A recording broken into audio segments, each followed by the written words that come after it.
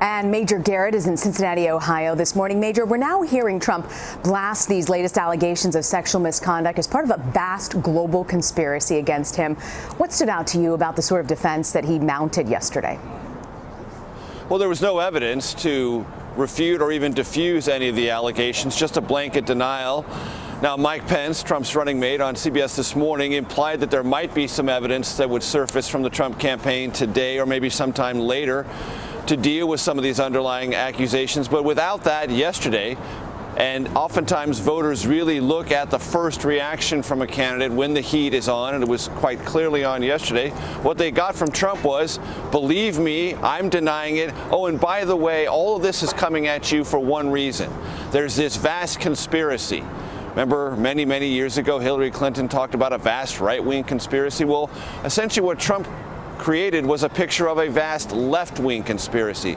Clinton campaign operatives, Clinton supporters, and a compliant and, in his word, corrupt media working hand in glove with this conspiracy to deny Trump supporters the change they seek in Washington. That was the essence, the core of Trump's reaction to all of this.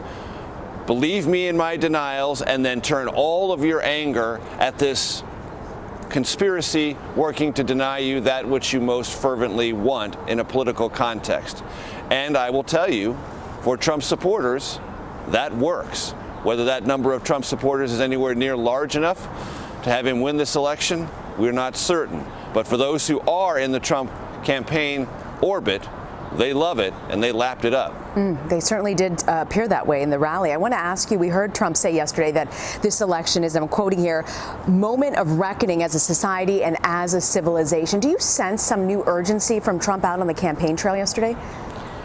This has been coming for the last couple of weeks. Apocalyptic might be too strong a word, but it is moving in that direction. Essentially, Trump saying, if we don't win this election, and he said this last night here in Cincinnati, if we don't win this election, we're going to lose our country. Essentially telling his supporters everything is at stake. And this is to try to motivate an intensity in his supporters, because Trump has said more frequently than he ever has before, look, if you don't register to vote and show up, all of this is not only wasted, but in addition to saying it's a wasted opportunity, saying you may lose your country, like everything is at stake. And Rena, this is my 6th presidential election. I'm more than familiar with the terminology. This is the most important election of our lifetime. That standard rhetoric has sort of taken on this larger-than-life form in Trump rallies. And I would dare say, listening at a distance at Clinton rallies, they describe the choice as that stark as well and that momentous. So both sides are getting it. If you want to achieve the political outcome you seek, you better register and show up. The Clinton campaign, from an operational standpoint, is better organized to achieve that. That's why you hear this fervent pitch from Trump to his supporters to take care of the basics, register, and show up to vote.